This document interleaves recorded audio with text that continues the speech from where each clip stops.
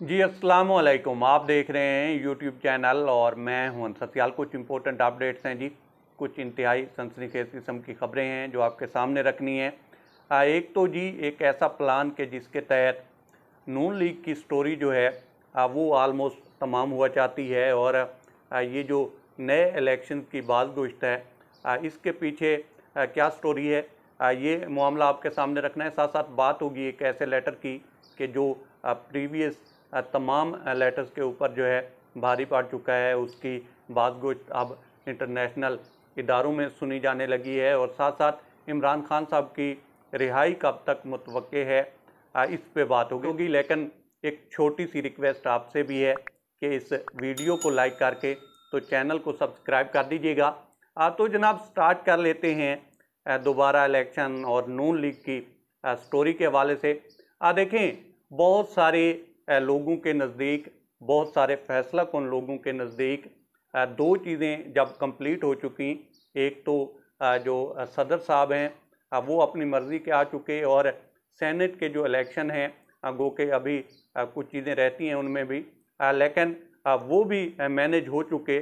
तो अब अगर अगले 8 से 10 माह के नज़दीक दोबारा इलेक्शन हो जाएं तो बहुत सारे फैसला कौन लोगों के नज़दीक इसमें कोई मुज़ाहका नहीं है और इसमें जो नून लीग की हैसियत रह गई है वो एक टिश्यू पेपर की सी रह गई है कि यूज़ किया और डस्टबिन में फेंका। और प्लान की खबर जो है वो नून लीग को चल चुकी है, उनको लगता है कि उन्हें इस्तेमाल किया गया है। हालांकि वो इस सिलसिले में गवर्नमेंट को बाहर करने में, इमरान खान साहब को और पीटीआई को जो है टैकल करने में पिछले 2-2.5 साल से जो है यूज़ हो रहे हैं, लेकिन अब उनको ये लगने लग पड़ा है कि ये मामला किसी और तरफ जा रहा है।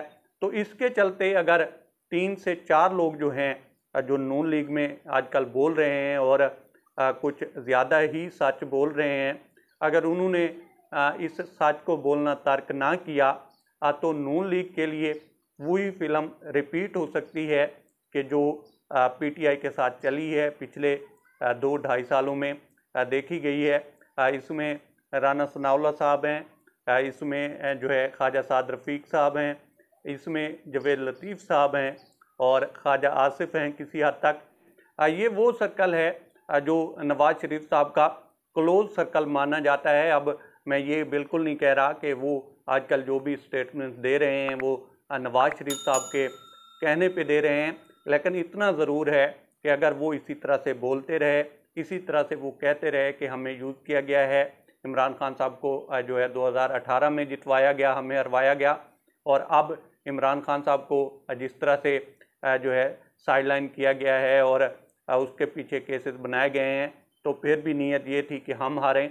और साथ साथ जवेद लतीफ़ साहब जिस तरह की स्टेटमेंट दे रहे हैं, ख्वाजा साद रफ़ीक साहब जिस तरह से बोल रहे हैं ट्विटर के ऊपर, तो इन सारी चीज़ों के चलते हुए नून लीग के लिए वही हालात पैदा हो सकते हैं कि जो पीटीआई के साथ हुआ है और इनकी अब हैसियत जो है एक बेगानी शादी में अब्दुल्ला दीवाना वाली रह गई है। अब ये अब्दुल्ला पे डिपेंड करता है कि वो अपनी दीवानगी का प्रचार जो है वो किस तरह से करता है। अब आ जाते हैं जी एक ऐसे लेटर के ऊपर के जो रिसेंट पास्ट में लिखे गए तमाम लेटर्स के ऊपर भारी पड़ रहा है और ख़ास तौर पर काजी साहब के लिए जो है ये लेटर फैसला कौन साबित हो सकता है। देखें, लेटर तो 6 जजेस की तरफ से भी लिखा गया और उसने भी किसी हद तक हमारे जो जुडिशल सिस्टम है उसको एक्सपोज किया है, उसकी बुनियादें हिलाई हैं। साथ साथ फिर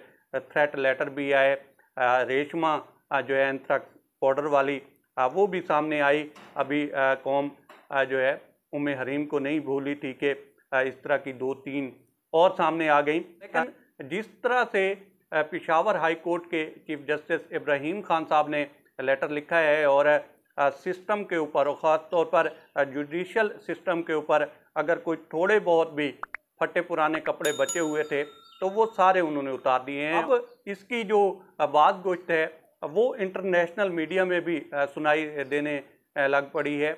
अब ये देखें कि ये बीबीसी की हेडलाइन है और कहा क्या है उन्होंने जो है पूरी तरह से यहाँ पे जो हमारे निज़ाम के, आइन के और जनाब कानून के रखवाले हैं और जनाब शाराए दस्तूर पे बैठे हुए लोग हैं, सबको उन्होंने एक्सपोज किया है। पूरी की पूरी चार्जशीट लगाई है उन्होंने इस पूरे अदल के निज़ाम के ऊपर। उन्होंने लिखा है जी यहाँ पे जो है तरक्की के लिए फेवरेटिज़म चल रहा है, यहाँ पे चूँकि मेरे कोई सोर्सेज नहीं हैं तो मुझे तरक्की नहीं दी गई। और ये भी याद रखने वाली बात है कि वो इसी अप्रैल में जो है रिटायर होने जा रहे हैं। तो उन्होंने कहा जी कि यहाँ पे 4 पोस्टें जो हैं खाली थीं और वहाँ पे सिर्फ एक शख्स को लगाया गया है और वो हैं नदीम अफगान साहब। 3 पोस्टें जो हैं खाली हैं और साइलिन जो हैं वो इंसाफ के लिए मारे मारे फिर रहे हैं। वहाँ पे केसेस की इतनी तादाद है, उसके बावजूद इन 3 पोस्टों को जो है खाली रखा गया है और उन्हें इस वजह से तरक्की नहीं दी गई क्योंकि वो किसी के फेवरेट नहीं थे। तो ये है हमारा अदलिया का, जस्टिस का सिस्टम के जहाँ पे आप किसी के फेवरेट नहीं हैं या आपकी कोई सिफारिश नहीं है तो फिर आपको भले ही जज हैं तरक्की नहीं मिल सकती, भले ही आप मोस्ट सीनियर हैं, भले ही आप जो है सुप्रीम जुडिशल कौंसिल के रुकन रहे हों, फिर भी आपको तरक्की नहीं मिल सकती क्योंकि आप किसी के फेवरेट नहीं हैं। और मैं आपको बताऊं कि इस लेटर का जो डायरेक्टली असर पड़ना है वो अदलिया की क्रेडिबिलिटी के ऊपर पड़ना है, जो कि आलमोस्ट पहले ही उसको जो है डेंट पहुंच चुका है। किसी हद तक आप कह सकते हैं कि ज़ीरो हो चुकी है। तो अब फैसला जो है वो काजी साहब ने करना है, डंग टपाओ प्लान के तहत चलते हैं या कोई डिसाइसिव किस्म का डिसीजन लेते हैं। फिर जी इमरान खान साहब की जो रिहाई है वो ईद से पहले होगी या ईद के बाद होगी या कब होगी, इसके लिए 2 फैक्टर जो हैं वो इंतहाई इम्पोर्टेंट हैं और जो पॉलिसी चल रही है वो है वेट एंड सी की।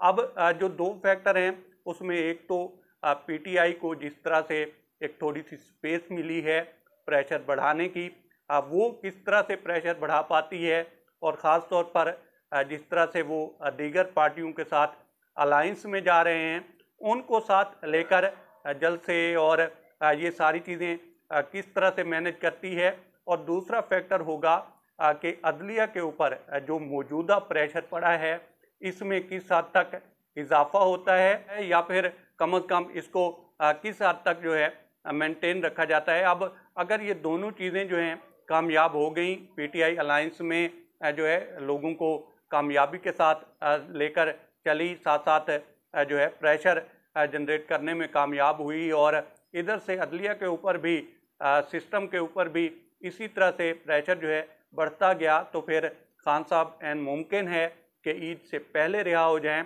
और अगर ऐसा ना हुआ तो फिर ये भी हो सकता है कि ईद के बाद जाकर रिहा हूँ, लेकिन रिहाई उनकी जो है वो आलमोस्ट तय है क्योंकि ये सिस्टम जो है अब जिस तरह से चल रहा है ज़्यादा दिन दूर है नहीं कि खान साहब जो हैं वो बाहर होंगे। अब तक इतना ही। आप दोस्तों से रिक्वेस्ट है कि आप हमारे चैनल का विज़िट करें और अगर आपको हमारे चैनल का कंटेंट पसंद आए तो इसे सब्सक्राइब करें।